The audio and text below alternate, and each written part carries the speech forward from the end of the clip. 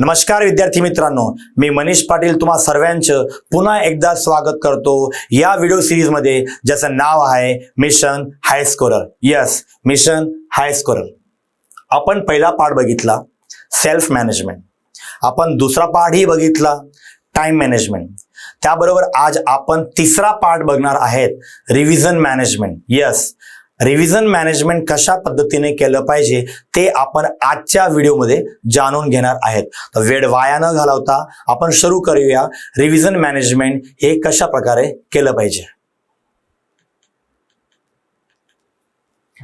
Slide बघा. मला मिळणाऱ्या वेळेत मी खालील नियोजनानुसार काम करेल. आपल्याला रिव्हिजन मॅनेजमेंट हे पहा, रिव्हिजन म्हणजे पुनरावृत्ती. 10वीत पुनरावृत्ती ही आवश्यक आहे. शाळेत शिक्षक शिकवतायत, बरोबर आहे, पण प्रत्येक प्रकरण प्रत्येक चॅप्टरचं पुनरावर्तन हे झालंच पाहिजे, बरोबर. तर रिव्हिजन हे झालंच पाहिजे, तरच आपल्या परिणामामध्ये बदलाव येईल. जर तुम्ही रिव्हिजन करत नसाल तर मग तुमच्या परिणामात काहीही बदल होणार नाही. तर रिव्हिजन मॅनेजमेंट कशा पद्धतीने केलं पाहिजे ते आपण या स्लाइडद्वारा समजणार आहेत. तर बघूया रिव्हिजन मॅनेजमेंट कशा पद्धतीने करायला हवं. आता इथं काही 6 ते 7 मुद्दे आहेत. यातील पहिला मुद्दा असा आहे की आज शाळेत जे शिकवले ते पुनरावृत्तीसाठी वेळ. आता तुम्हाला आठवतं का, मागच्या भागात आपण काय बघितलं, टाइम मॅनेजमेंट.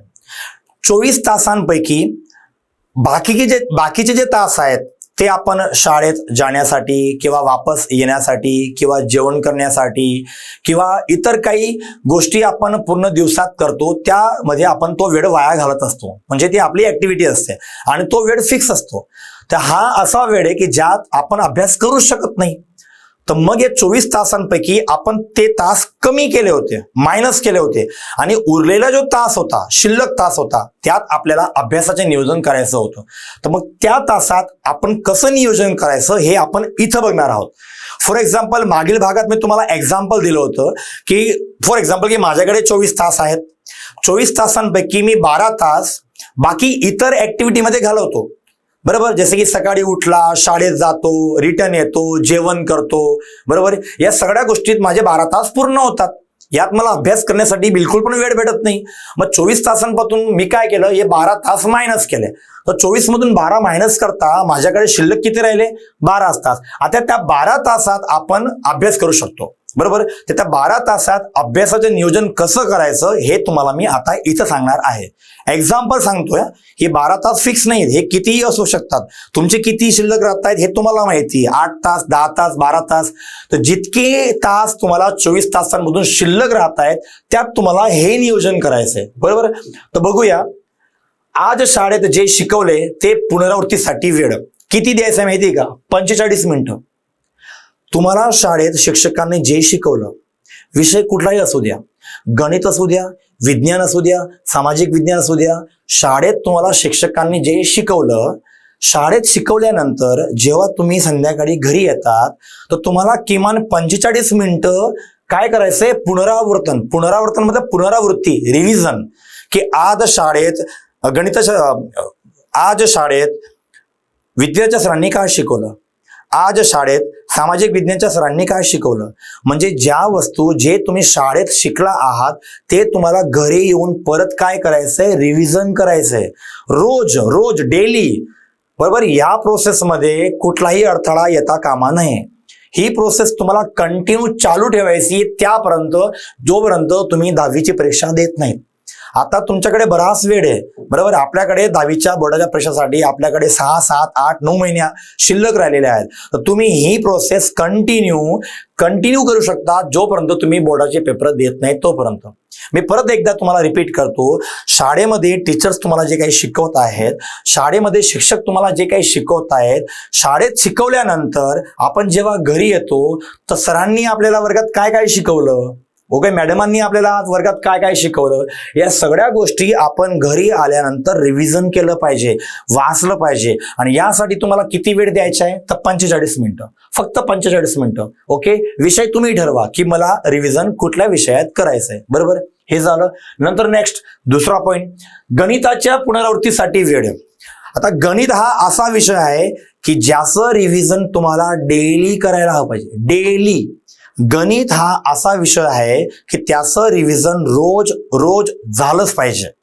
बाकी इतर विषय तुम्ही स्किप करू शकता किंवा त्यात पण तुम्ही मॅनेजमेंट करू शकता की या विषयाला मी 2 दिवस देतो की या विषयाला मी 2 दिवस देतो, असं तुम्ही त्यात डिवायडेशन करू शकतात. पण गणित हा असा विषय आहे की जो तुम्हाला कंटिन्यू डेली रिव्हिजन करावाच लागेल.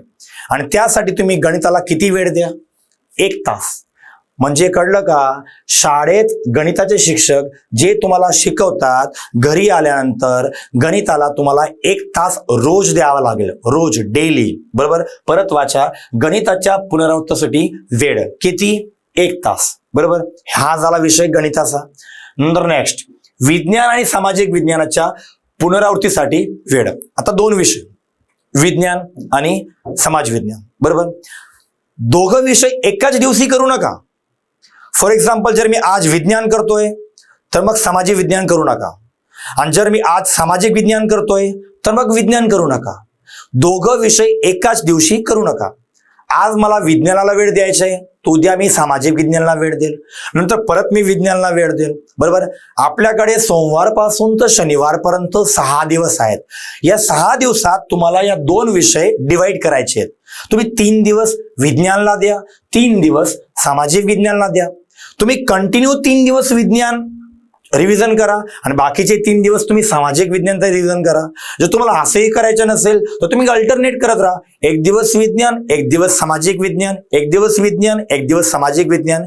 इन शॉर्ट, तुम्हाला पूर्ण हप्त्यातून 3 दिवस विज्ञानाला द्यायचे आणि 3 दिवस सामाजिक विज्ञानाला द्यायचे. बरोबर? तोपर्यंत किती वेळ? 1.5 तास. हा टाइम तुम्ही लक्षात ठेवा. हा वेळ वेगळा आहे. कॉमन सब्जेक्ट तुम्ही कुठल्याही विषयाचं पुनरावृत्तन करू शकता. त्यासाठी किती? 45 मिनिटं. गणिताला किती वेळ द्यायचा आहे? 1 तास.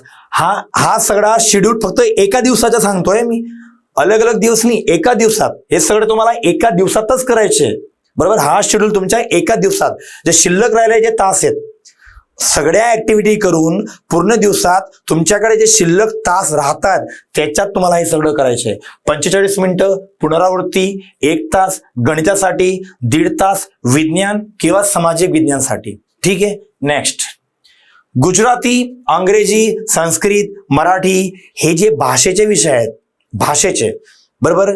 गुजराती, अंग्रेजी, संस्कृत किंवा मराठी यासाठी तुम्ही 1.5 तास द्या.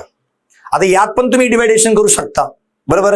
एके दिवशी तुम्ही गुजरातीचं रिव्हिजन करा, एके दिवशी तुम्ही अंग्रेजीचं रिव्हिजन करा, एके दिवशी तुम्ही संस्कृतचं रिव्हिजन करा, तर एके दिवशी तुम्ही मराठीचं रिव्हिजन करा. यासाठी पण तुम्ही डिवायडेशन करू शकता की 2 दिवस गुजराती, 2 दिवस मराठी, 2 दिवस इंग्लिश, अंग्रेजी, 2 दिवस संस्कृत. डिवायडेशन करणं गरजेचं आहे. पण ज्या दिवशी तुम्ही गुजराती करत असाल त्या दिवशी मराठी करू नका, इतर विषय करू नका. तर याप्रमाणे तुम्ही डिवायडेशन करा. बरोबर? आणि हा वेळ तुम्हाला किती द्यायचे? 1.5 तास. 1.5 तास तुम्हाला गुजरातीचं रिव्हिजन करायचे किंवा मराठीचे रिव्हिजन करायचे किंवा संस्कृतचं करायचे किंवा इंग्लिशचं करायचे. किती? 1.5 तास. बरोबर? नेक्स्ट, कठीण वाटते जे आतापर्यंत वाचलेच नाही ते पूर्ण करण्याचा वेळ. आता हा वेळ वेगळा आहे. आपण जेव्हा रिव्हिजन करत असतो त्यातून तुम्ही काही टॉपिक वेगळे करा. कोणते टॉपिक?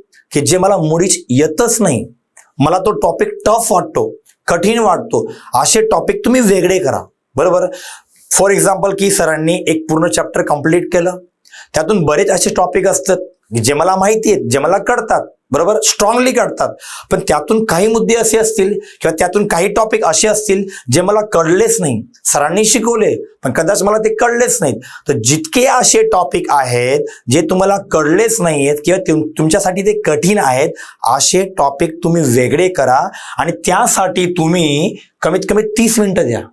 अशा टॉपिक जे तुम्ही वाचलेच नाहीयेत म्हणजे तुम्हाला ते वाचावे लागतील. बरोबर? बरेच टॉपिक असे असतात जे पूर्ण वर्षभरात आपण वाचतच नाहीत, कारण की आपल्याला ते येत नाही म्हणून आपण ते वाचतच नाहीत, आपल्याला ते कठीण वाटतात. आणि नेमका प्रॉब्लेम असा होतो की बोर्डात जेव्हा त्या टॉपिक मधून काही प्रश्न विचारले जातात तर मग आपल्याला ते येत नाहीत, कारण की आपण कधी ते वाचलेच नाही ना. त्यासाठी म्हणून असे टॉपिक पण तुम्ही डेली वाचले पाहिजे. की जे तुम्हाला येतच नाहीत, की जे तुम्हाला कठीण जातात. पण त्यासाठी तुम्हाला किती वेळ द्यायचा आहे? 30 मिनिटं. इथं लिहिलेलं आहे बघा, कठीण वाटते जे आतापर्यंत वाचलेच नाही ते पूर्ण करण्याच्या वेळ 30 मिनिटं. तर असा टॉपिक तुम्ही 30 मिनिटं द्या. बरोबर. नेक्स्ट, रविवार आणि शाळेत न जाण्याच्या दिवशी पुनरावृत्ती अतिरिक्त वेळ. रविवार असला म्हणजे आपण काय करतो? सुट्टीचा दिवस. आज अभ्यास करायचाच नाहीये, आज पूर्ण दिवस मज्जा करूया, एन्जॉय करूया. नाही, रविवार हा तुमच्यासाठी बोनस असला पाहिजे. बरोबर. कारण की रविवारी शाळेला सुट्टी असल्यामुळे आपल्याला भरपूर वेळ भेटतोय. कशासाठी? तर अभ्यासासाठी. तर रविवारी जो काही तास, जो काही वेळ तुम्हाला भेटतोय, हा वेळ तुमच्यासाठी बोनस आहे आणि याचा तुम्ही एक चांगल्या पद्धतीने वापर करू शकता. आपण सोमवारपासून तर शनिवारपर्यंतचं नियोजन बघितलं. हे सगळं नियोजन सोमवार तर शनिवारपर्यंतच आहे, फक्त 6 दिवसाचं नियोजन आहे. पण आपण रविवारी सुद्धा वेळेचं नियोजन केलं पाहिजे. रविवारी सुद्धा आपण रिव्हिजनला वेळ दिला पाहिजे. रविवारी सुद्धा आपण अभ्यास केला पाहिजे. त्यासाठी पण तुम्ही काही जो वेळ आहे, तास आहे, तो वेगळे करा. आपण बघूया, रविवार आणि शाळेत न जाण्याच्या दिवशी पुनरावृत्तीसाठी अतिरिक्त वेळ किती? 4 तास. रविवारी तुम्ही 4 तास अभ्यास करा. मग त्या 4 तासात तुम्ही कुठलाही विषयाचा अभ्यास करू शकतो. कॉमन आहे, इथं काय स्पेसिफाय केलेलं नाही की तुम्ही कुठला विषय वाचा.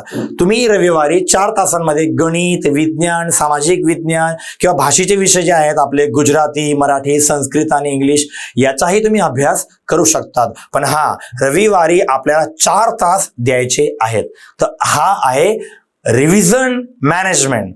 सोमवारपासून तर रविवारपर्यंतचा रिव्हिजन मॅनेजमेंट. आणि तुम्हाला मी एक सांगतो, हे फक्त एक्झाम्पल्स आहेत. 1 तास, 1.5 तास तुम्ही तुमच्याप्रमाणे हे तास वाढवू शकतात. कमी करू नका, पण वाढवा. आज जर मी गणिताला 1 तास देतोय, तर मग तुम्ही कधीतरी गणिताला 1.5 तास द्या. तुम्ही कधीतरी गणिताला 2 तास द्या. हे तास तुमचे कमी झाले नको पाहिजेत. हे तास तुम्हाला वाढवायचे आहेत. टीप, या अतिरिक्त 4 तासांच्या वापर वरील 2 ते 5 मधील वेळेत 1 तास अधिक मेहनत करू शकता. जर तुम्हाला तुमच्या पद्धतीत वेळ वाढवायचा आहे तर तुम्ही वाढू शकता, पण वेळ कमी करू नका. बरोबर. 24 तासांमधून बाकी अदर एक्स्ट्रा ऍक्टिव्हिटीमध्ये तुम्ही जो वेळ घालवताय त्यात आपण अभ्यास करू शकतच नाही. पण त्या व्यतिरिक्त जे तुम्हाला शिल्लक भेटतंय, जितके तास तुम्हाला शिल्लक मिळतायत, त्यात तुम्ही अभ्यासाचं नियोजन या प्रकारे करू शकतो. बरोबर. मुद्दा असा आहे की रिव्हिजन झालंच पाहिजे. शेवटचा अजून एक मुद्दा आहे, 7वा, की खेळणे, मोबाईल, टीव्ही पाहणे आणि विश्रांतीचा वेळ. यस, मी तुम्हाला बोललो, हे मी पर्टिक्युलर प्रत्येक दिवसाची गोष्ट करतोय. प्रत्येक दिवसाची गोष्ट. हा सगळा वेळ तुम्ही अभ्यासाला दिला. मी तुम्हाला पहिल्यांदा पण बोलला होता की आपण स्वतःला पण वेळ दिला पाहिजे. आपण 45 मिनिटं पुनरावर्तन करतोय, 1 तास गणिताला देतोय, 1.5 तास आपण विज्ञान, सामाजिक विज्ञानाला देतोय, 1.5 तास आपण भाषेचे विषय आहेत त्यांना देतोय, 30 मिनिटं आपण कठीण टॉपिक आहेत त्यांच्यासाठी देतोय. हा सगळा वेळेचा मॅनेजमेंट आपण जे करतोय, तर आपण स्वतःला वेळ कधी देतो? इट मीन्स की प्रत्येक दिवसात आपण स्वतःलाही वेळ दिला पाहिजे. स्वतःचा माइंड फ्रेश करण्यासाठी आपण स्वतःला वेळ दिला पाहिजे. त्यात तुम्ही खेळू शकता, मोबाईल बघू शकता, टीव्ही बघू शकता, मित्रांसोबत बाहेर गप्पा मारू शकता, काही झोपू शकता, विश्रांती करू शकतात. इट मीन्स की तोही टाइम ठरवा की मला स्वतःसाठी किती वेळ द्यायचा आहे. की हो, मी 1 तास मोबाईल बघणार आहे, की मी 1 तास टीव्ही बघणार आहे, की मी 1 तास मित्रांसोबत गप्पा मारणार आहे, की हो आता मी अर्धा 1 तास निवांतपणे झोपतो, आराम करतो. त्यासाठी तुम्ही तो वेळ नक्की करा. मग असं व्हायला नको पाहिजे की मी जर स्वतःसाठी 1च तास दिलाय तर तुम्ही तो 1.5 तास, 2 तास, हा तास वाढवायचा नाही तुम्हाला. जर मी ठरवलेलं आहे की मी 1च तास मोबाईल बघणार आहे तर तुम्ही 1च तास मोबाईल बघा. नंतर मग तुम्ही असं म्हणू नका की चालतं 1 तास काय, मी 1.5 तास मोबाईल बघेल. ओके, आज टीव्हीवर एक छान मूवी येतोय, 1 तास काय, याला तुम्ही पुन्हा 3 तास बघेन. या सगळ्या गोष्टी केल्याने तुमचे जे वेळेचे नियोजन आहे ते चुकेल. ओके, हे मिस्टेक होईल. बरोबर. त्यामुळे तुम्ही ते वेळेचे नियोजन चांगल्या पद्धतीने करा. बरोबर. तर आज आपण आपल्या जी व्हिडिओ सिरीजमध्ये, ज्याचं नाव आहे मिशन हायर स्कोरर, त्याच्यात आपण आज 3रा भाग बघितला, ज्याचं नाव होतं रिव्हिजन मॅनेजमेंट. पहिला भाग होता सेल्फ मॅनेजमेंट, दुसरा होता टाइम मॅनेजमेंट. आज आपण बघितलं तिसरा भाग रिव्हिजन मॅनेजमेंट. यात तुम्हाला आज कळलं असेल की आपण आपल्या विषयाचं रिव्हिजन कशा पद्धतीने केलं पाहिजे, बरोबर. तर आजच्या व्हिडिओ सेशनमध्ये आपण इथंच थांबूया.